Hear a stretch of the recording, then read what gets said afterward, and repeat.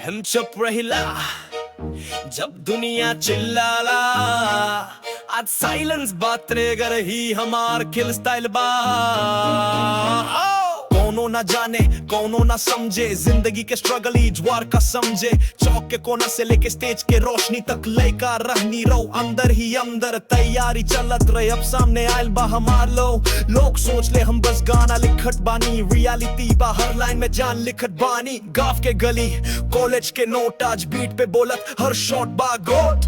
हमरा से ना होई रोक, हर वर्ड बा फायर, हर राइम बा टोक। Silent soldier, no cap, no joke. Legend Bani, no smoke, just woke. I came from the dirt, I ain't scared of the fall. They built fake thrones, I broke every wall. No daddy's money, no label sign, just pain and pen, I refine my grind. Bhojpuri blood with a rebel flow. Underdog vibes, but they feel my glow.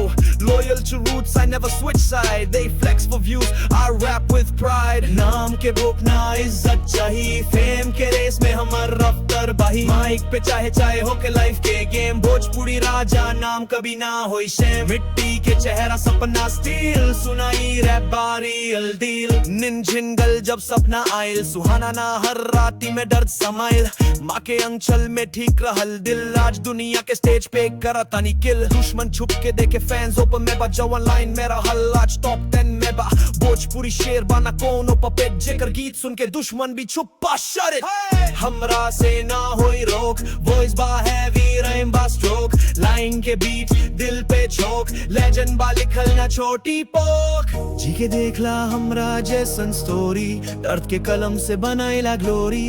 ई beat पे झूठ ना, जिंदगी के सच बोला तनी भाईला। रहले याद हमरा से ना हो